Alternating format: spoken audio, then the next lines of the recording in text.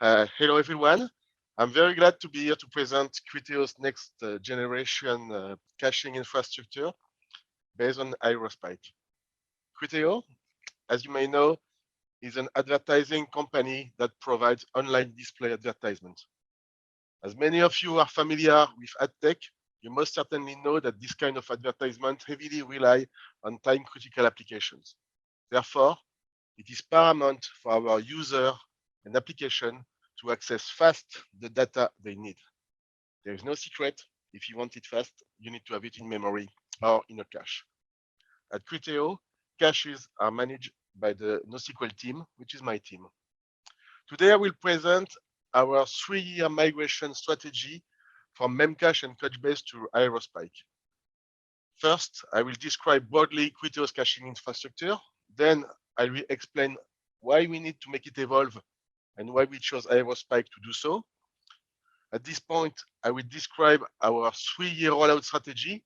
And to finish, I will give you some midway feedback on this project after 18 months. So to present Criteo's caching infrastructure, I will first describe a couple of business use cases. Then I will give you some figure about the platform. And then I will explain how we access Memcache and Couchbase. And at this point, I will give you critical information about the way we are abstracting caches at Criteo. And this is really the cornerstone on which we are basing all our migration. So this is really the most important information of this slide and this presentation. But first, let me present you a few business use cases. In our caches, we are storing some images, which are mostly pictures of items we are advertising. We also can store user data, like cookies or other user data, all in compliance with GDPR. We also store campaigns and artificial intelligence model, as well as many other things. To give you an example of how we are using caches, let's focus a little bit on the images use case. When a person over the internet is about to see an advertisement, depending of where the advertisement would be displayed, could be on the top banner or on the side of the web page, depending of the whether it is on a big screen or on a small device. The size of the picture, the resolution, and many other parameters must be tailored. So to do so, the application responsible of rendering the advertisement is going to request a picture with the right settings to another application, and that application is going to look for in a cache if there is an image with all the perfect setting for the advertisement. If it's the case, the image will be handled to the application responsible of the rendering. If not, the application responsible of serving the images, let's say for that example, it is a pair of shoes, will gather the original picture, an high resolution picture in another data source. And then it will do all the cropping, the resizing, and the setting of the picture. It will handle it to the application responsible of the rendering, but it will also write it to the cache. So next time we will need to display the same advertisement with the same picture, we could get directly the picture from the cache. That would be super fast, and we would not waste the time of resizing the picture and all the processing, and we could display that directly in the ad. This is how we use cache. This is the textbook example of cache. First, we check if what we need is in the cache. If it's not, we generate it some way. So next time we need it, it's going to be present in the cache. At Criteo, we have roughly about 40 caches instance per data center. Since we have 6 data centers worldwide, that's more or less 240, 250 instances of cache. They are accessed by 175 applications. Some applications can be pretty big. maybe more than 200 instances. And the total size of our cache is roughly 300 terabytes of data, which means 1.2 trillions of records. This is hosted on more than 4,000 machines, and they are accessed roughly at 225, 250 million transactions per second. So how do we access our caches? An application, when it needs to access Memcache or Couchbase, doesn't know per se if it's going to be a Memcache or a Couchbase. It is abstracted at the application level, and as far as the application knows, it accesses a bucket. What we call a bucket could be a Memcache, a Couchbase, a combination of Memcache and Couchbase. And at the application level, everything is abstracted by the SDK that we call the KVS SDK for key value store. And it is totally transparent for the application, the technology that would be accessed. So this is the key element on which we are relying for the migration that I will present you a little bit later. Our caching infrastructure is running on Kubernetes, but not at a cloud provider. It is a Kubernetes, several Kubernetes clusters that are running at Criteo in our data center on premises. Little word about the population of our cache. We populate those cache in two different ways. Either we are running an offline job on a Hadoop cluster that are going to populate our cache, or we rely on population of the cache on the fly, like in the example I gave you at the beginning about the application that is generating the pictures with the right settings if it doesn't find it in the cache. So now I will explain you why we chose Aerospike. First, I will focus on why we needed to make our platform evolve by getting rid of Couchbase. Then I will explain how we can simplify operation using Aerospike. And I will finish this slide by the most important information, how we can save a lot of money using Aerospike. So at the present time, we are running a version of Couchbase that is not an enterprise version, it's in a community edition of Couchbase. And this is not the current version, this is an older version.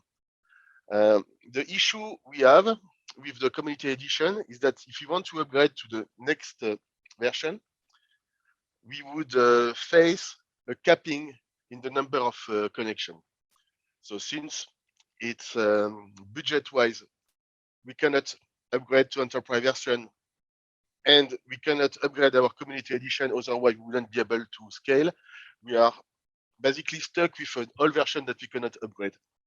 So we considered a few alternatives to Couchbase.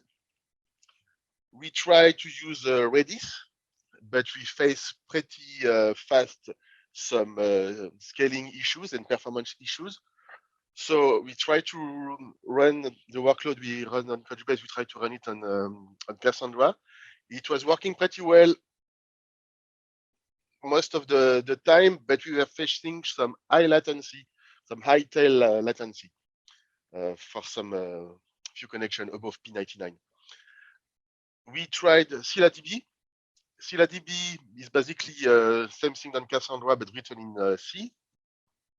And we were able to achieve the same performance of Cassandra without the drawback of the high tail latency. And at that point, ScyllaDB was actually a very serious candidate to replace Couchbase.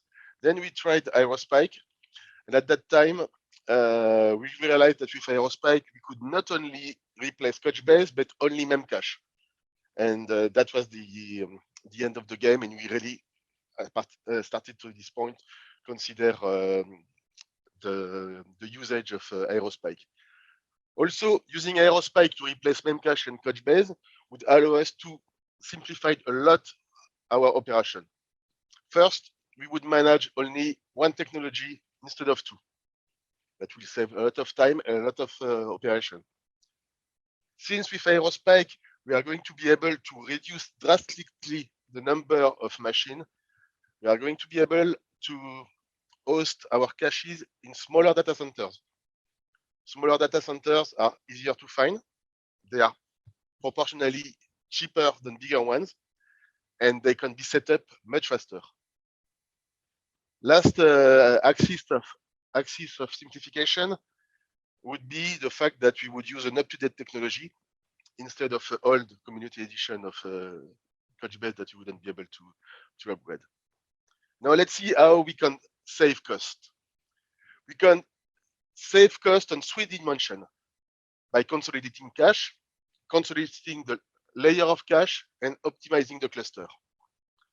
Cache consolidation means that where before we were using 3 or 4 machines to run Couchbase, we would just need 1 machine using Aerospike. So we would use much less machine, much less data center space. We have some caches that use several layers. Like for example, you can have a layer of memcached and another second layer of Couchbase. So when the data is not present in memcache, it could be retrieved in the Couchbase and put in the memcache for the next time. So we have data stored in double.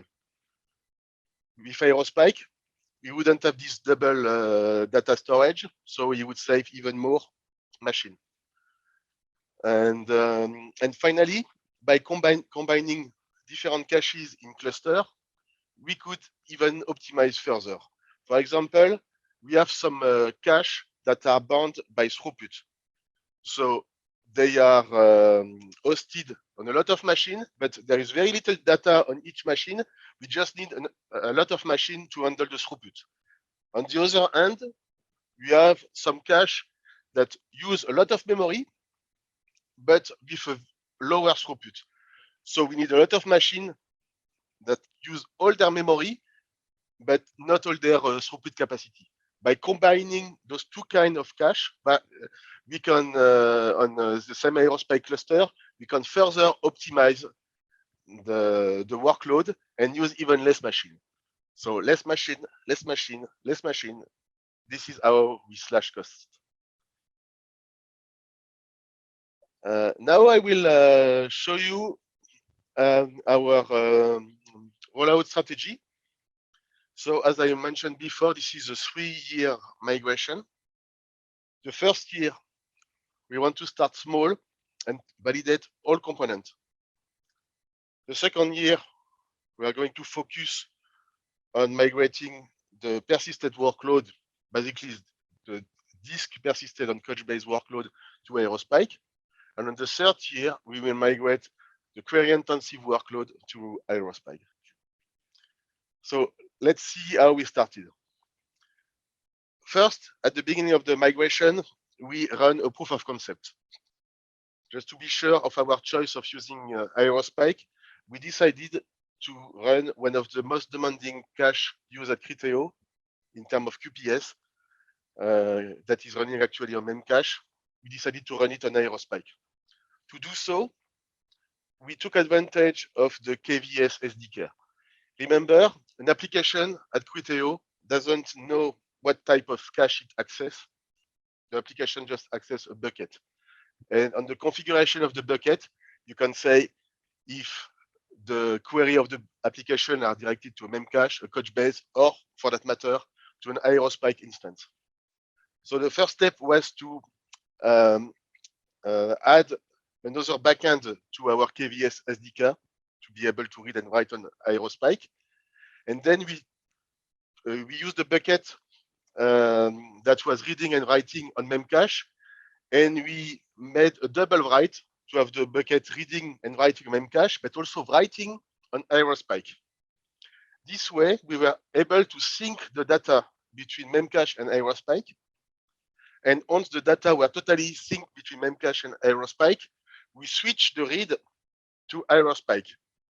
And at this point, the application was reading and writing on Aerospike, and we were able to run it for a week and to gather all the data we needed to totally validate that we would use Aerospike. At this point, we decided to validate various hardware configuration and also software configuration, meaning that we selected a bunch of candidate application that we were going to run on Aerospike at using all the different settings we have at Criteo. For example, we use all the language Java and C#. We use an application that was based on LRU with different size of item. So we were validating all the different components, and we put those three applications in production. And it worked pretty well the first year. And during the first year also, we were able to identify some edge cases that are going to be worked on during the whole time of the migration. So we would not have a bad surprise when we would start working on them.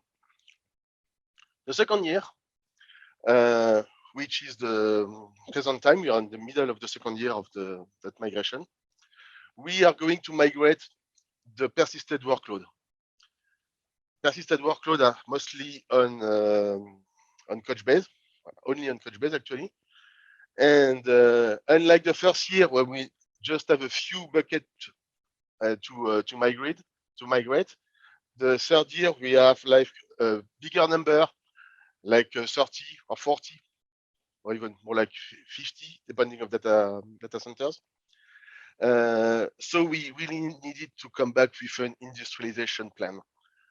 So we automated the generation of Couchbase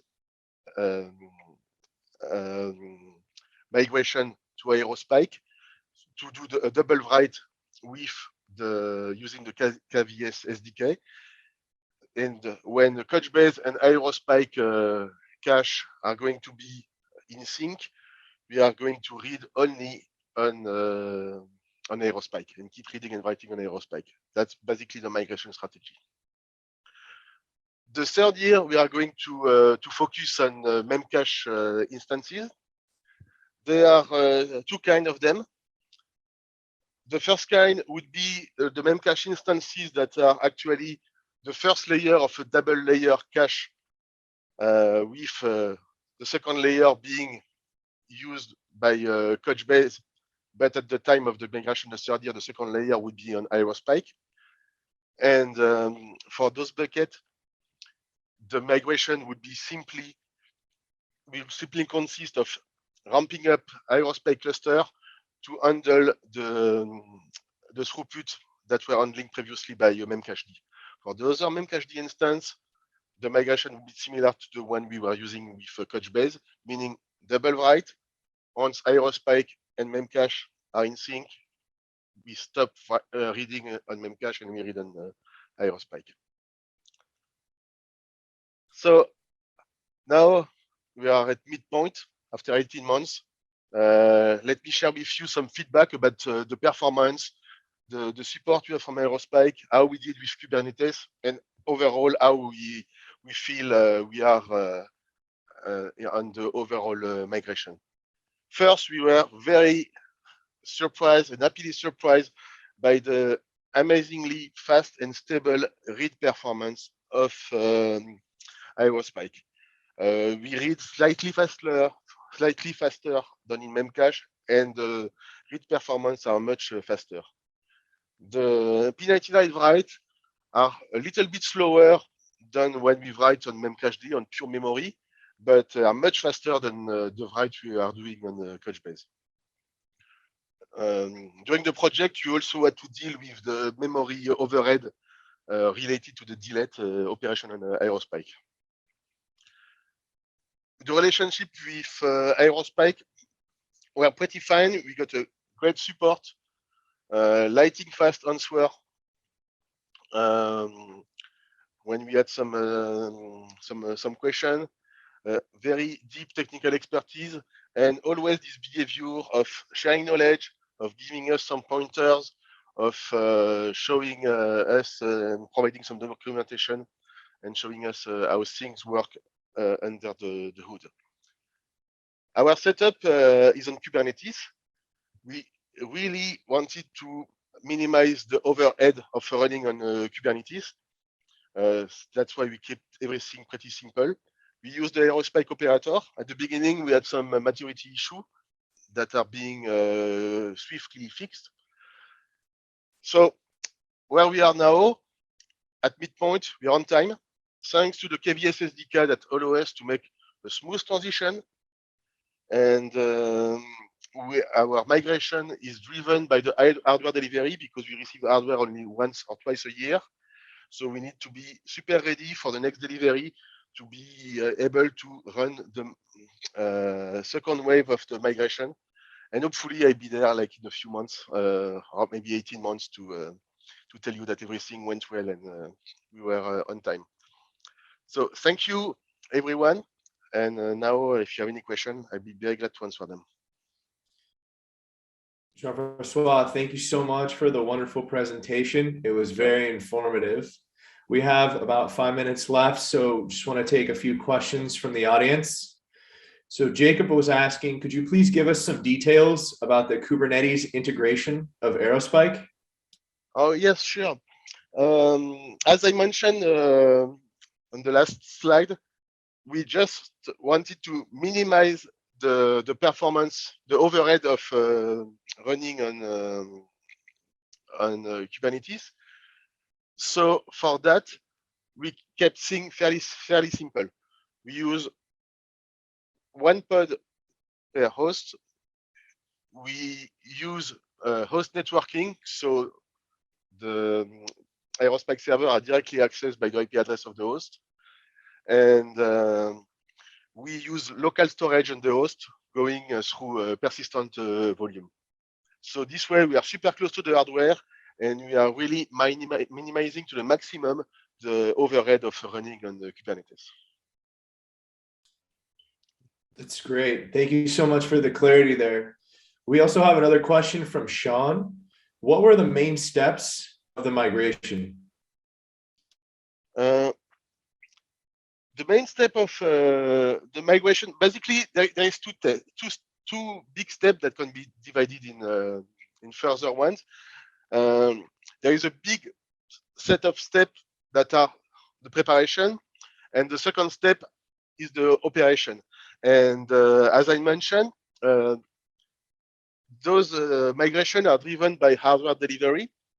So before the hardware is delivered, we need to prepare to be able to move quickly when the hardware comes. So all the preliminary work is related to gather information about the application we are going to migrate, like what application needs to access what cache, because it's not a single application is only accessing one cache.